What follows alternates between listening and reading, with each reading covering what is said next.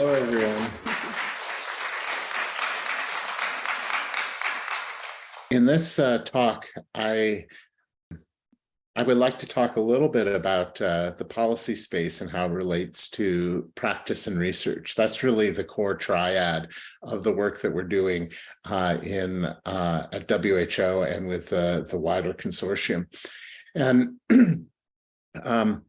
And I was reviewing the program of this conference, and I like to look at what are the common denominators, because when you're asked to do a keynote, I think of that musically. You know, what is the keynote of the chord? And it's a foundational sound that then reverberates throughout the gathering.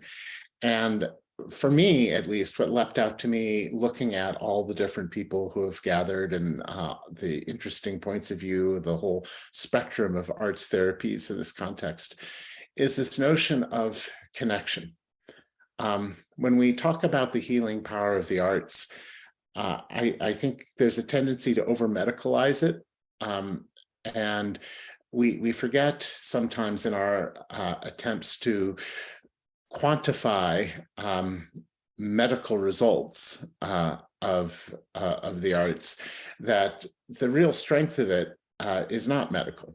The real strength of it is about connection. It's about reconnecting to ourselves, to each other, and to the world around us. And that has a lot of similarities to what policy in the best sense should be. Policy it comes from the Greek. It means a way of working in the city. It's how we relate to each other. And so I would like to talk about policy in that context and how it can connect to research, to practice on the field. And for that, well, why don't we begin at the beginning? I suppose some of you who don't know me may be surprised to hear that WHO actually has a program on arts and health. And in some ways, it shouldn't be a surprise, because WHO has, since its founding in 1948, we're celebrating our 75th anniversary this year. We have always used the arts to promote health in one aspect or another. I think what's different about this program is that it's looking beyond simple health promotion and looking at what are the intrinsic healing qualities of the deep aesthetic experience. And that is new for WHO. And many of you in the audience have been looking at this for many years. The field has been around for decades and decades. But it's new for WHO, and I think it's shown some significance of why, by putting our flag in the sand, it's drawn attention in quarters that have gone beyond the traditional audiences. When Dr.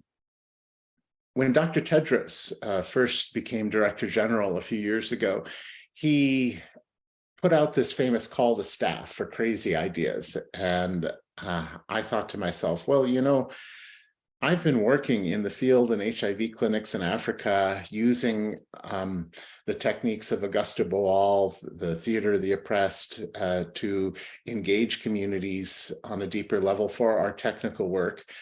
I've been running a theater company evenings and weekends here in Geneva, trying to slip in development and health themes and ideas. And in both cases, I wouldn't tell the medical practitioners that this was a theater technique, and I wouldn't tell my theater colleagues that this was a health theme. I simply would do it as authentically as possible, and people would enjoy it for what it was. But had I actually said, oh, this is a theater technique, or, oh, this is a health theme, I think those particular audiences might have had an allergic reaction.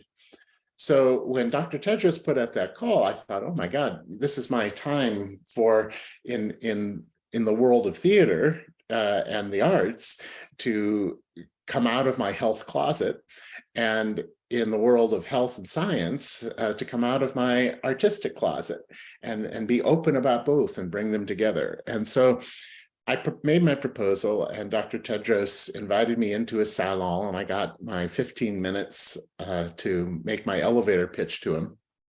And it was really, the original pitch was very simple. It was, we know that data, evidence, and information are essential for identifying objective scientific truth, for problem solving, for saving lives. But we also know from the evidence that data, evidence, and information often is insufficient to change people's deeply held convictions or behaviors. For that, we often need empathy, and often in the form of a story. And he agreed. Now, in some ways, that shouldn't be a surprise, because that's essentially a health promotion argument. It's not really a therapeutic argument. And so it was generally accepted that this would be something that WHO should explore, sort of in a behavioral change context.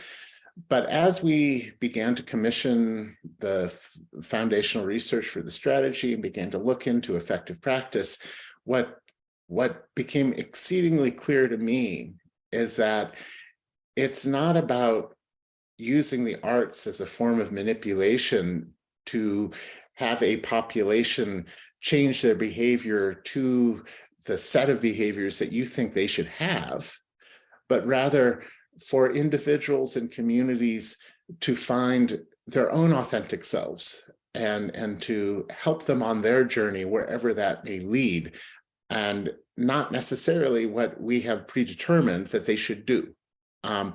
There's a time and a place for behavior change and working in that space, obviously. At the beginning of the pandemic, we wanted clear messages of hand washing, of safe distancing, of honoring the healthcare workers. That involved a certain amount of encouraging positive behavior change from a pro-health context. But in the pandemic, we also saw the essential value of the arts, of not just trying to get people to behave in a more healthy way, but for them to face uncertainty and in some cases catastrophe, whether they were infected with the virus, knew someone who was, or found that their livelihood had disappeared. To face that kind of uncertainty takes a certain amount of creativity. And the isolation that people felt during this period, I think, also brought into focus the value of the arts, even when we couldn't go to the theater. And for me, the touchstone quote that I like to use is from Carl Jung, the Swiss psychologist, who said, "Loneliness is not the absence of people. Loneliness is the inability to express what matters to you most." And to me, that's the core of our work. Expression itself is a human quality. It is not an avenue to better health. It is an intrinsic part of health. And that, I think, is the foundation of our work. So on a policy level, if we want to zoom out to the biggest possible dimension, there are two major UN documents that serve as my touchstone. The first is the WHO 1947 Constitution, and its definition of health, which states that health is not merely the absence of disease and infirmity, but the attainment of the highest level of physical, mental, and social well-being. And when we think about that for a moment, then it becomes intuitive what the value of the arts can be, that it's not about simply reducing symptoms, although it makes measurement a lot easier for the research side, but it's really about imagining ourselves in whatever state we're in to inhabit that fullest state of well-being and health for ourselves. And we begin to see physical, mental, and social health not as three separate silos, but interdependent, that if one is negatively affected, the other two are as well. And if one is positively affected, the other two are positively affected as well. When we focus so much on the health promotional aspects of the arts, the thing that really the question that pops into my mind is, yes, we know that embedding a health message in an artistic event, people will remember it more, they're more likely to act on it, but it does beg the question of why. What's going on neurologically? What's going on biochemically to make that so? And that becomes part of our research question as well, the foundational science of it. The second document in the UN that is important in this context is the Universal Declaration of Human Rights from 1948. And there's a clause in it that states explicitly that the enjoyment of arts and culture is for everybody, regardless of their station in life, that it is a universal human right to participate in the arts. This has informed policy throughout the world. When we look at national policies, I think the first one to look at, quite frankly, is Australia, where you are. You have the recent cultural policy that just came out this week, which I congratulate Australia for, particularly on its emphasis on ensuring that creative practitioners are fairly paid, and its emphasis on First Nations peoples, because part of the intersection of health and the arts as a field is this notion of we are all in this together, that the chain of human health is only as strong as its weakest link, that we must serve the underserved. And this has always been a theme of both areas. Another aspect of Australian policy that is earlier, that's already happened, and this was from the health sector, was something related to work that was going on at the University of Melbourne, where research that happened within the unit that Felicity runs was looking at the health benefits of the arts in dementia care. And the results of that research were that the Ministry of Health recommended that homes for the aged actually have arts therapists available. That's a real research to policy bridge. And it's that kind of thing that we're beginning to see emulated around the world, where when the research is strong enough, it's robust enough, that it actually directly affects policy. And I find that very exciting. In another model, in the UK, you have the All-Parliamentary Working Group on Arts and Health, which is notable because it's not coming from either the Ministry of Culture or the Ministry of Health, but it's cross-disciplinary. And that's a direction that we're beginning to see more and more of around the world, which is extremely important, because in a lot of the countries where I work, I might get some momentum from the Ministry of Culture, or I might get some momentum from the Ministry of Health, but it's very rare that they actually talk to each other. And when countries expressly, as the UK did under Ed Vaizey when he was Minister of Culture there, make a conscious effort to do this in a more integrated way, the results are, I think, far more beneficial and far-reaching. Another pattern that we're seeing is the policy beginning at the local level and then becoming national. In Ireland, this was the case, where you have local counties that had very robust arts and health programs, and now that's being translated as we speak into a national center for arts and health, which is going to open in a couple of weeks. I'm giving the keynote there in Waterford. And that's a major milestone. In the US, you have some states that have some very interesting programs, like Rhode Island, where you have an all-of-government approach to the benefits of arts in the health sector. And that slowly has eked upward into the policy world, resulting in last September, the White House issuing an executive order for an all-of-government approach to invest and strengthen performance institutions, cultural institutions, libraries, museums. But their reasoning in that first paragraph was for the health of individuals and communities. And that was significant because up to that point, the dialectic has always been about the creative economy, that if you invest in the arts, it will have these ancillary benefits for supportive industries around it, which is all to the good. But to actually make that direct policy connection to health, that's something that is new. That's something that is beginning to concretely happen around the world. So as these, another example would be in the African Union, the African Union's 2026 agenda.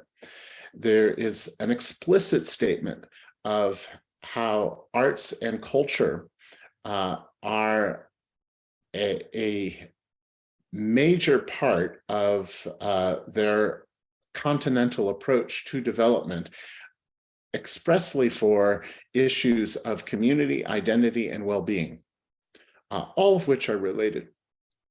And the end result for me, as we build out this research network that Felicity had mentioned, and in a couple of weeks, we're going to have a public announcement on our new Arts and Health Lab, which is all about bridging those gaps between research, policy, and practice.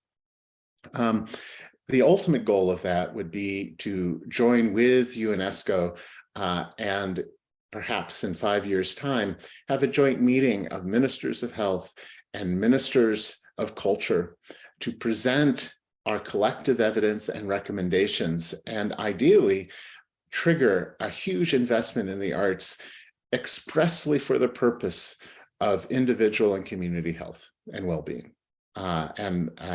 So we hope that will happen. Let me give a brief example of what that triangle looks like in practice at WHO. A number of years ago, there was a very small program in the UK called Music and Mums. And it was looking at the use of singing groups to manage postpartum depression.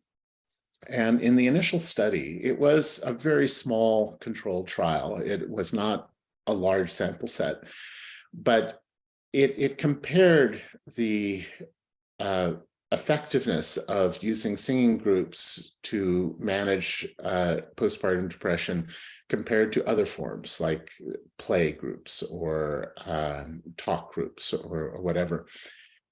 And in that small sample, there was a significant difference between the singing groups and the other forms of interaction, that the symptoms were reduced, but also the asset measures were very different, that feelings of self-worth, of connection, of identity were strengthened in a sustainable way.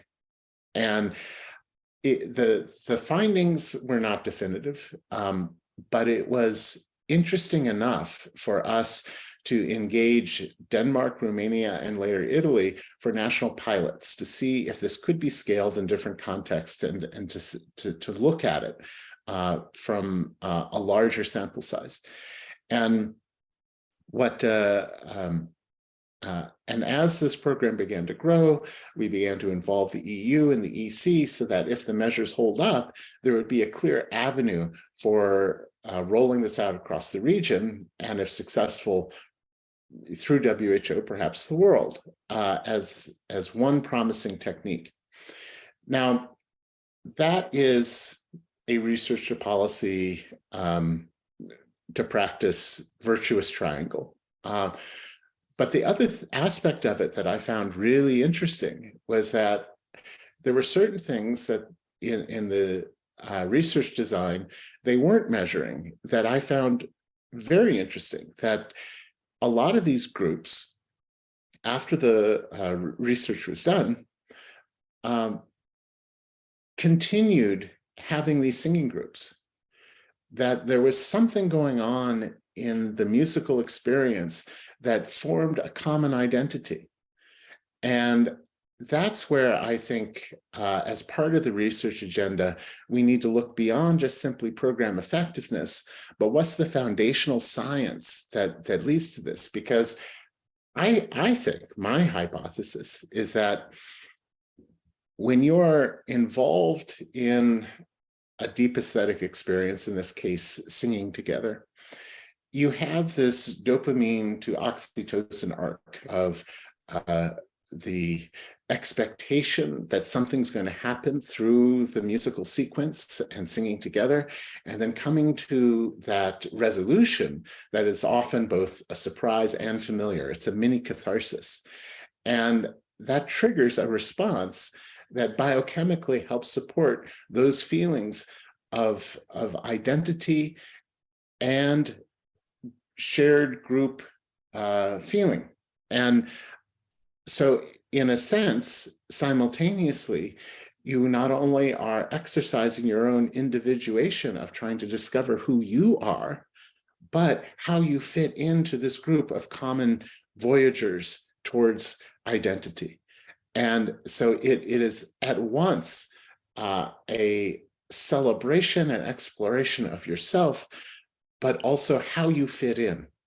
And that, to me, is something unique in the arts and goes right back to the WHO definition of mental health, where, like our larger definition of health, is not just about the reduction of disease or symptoms or infirmities, but it's about our ability to cope.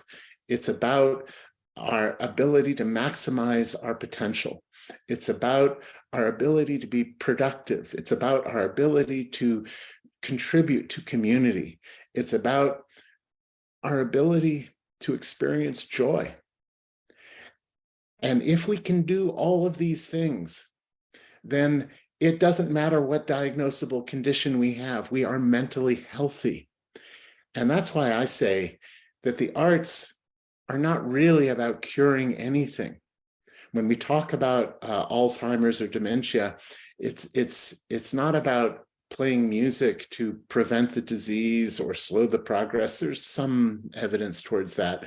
But what it's really about is finding those moments of joy and connection.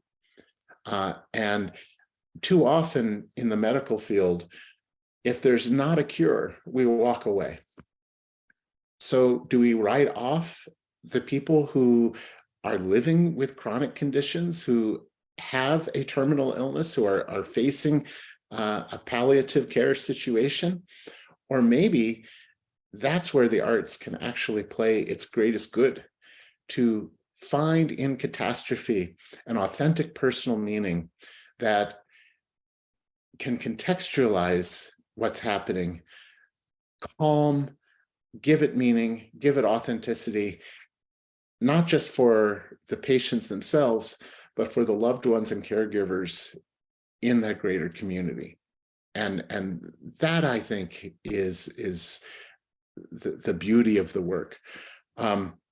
In this conference, I hope that all of you, as you share your individual stories, your individual work and aspirations, that you keep in mind the importance of, yes, we need measures, and often deficit measures are the most measurable, but to also keep focused on what are the asset measures, what are the positive states that we want to achieve, and to always keep in mind that triangle, that it's not just about creating a small little study over here, but how do we connect it to a larger view that can not only affect the most number of people, but can more profoundly affect each of us as individuals.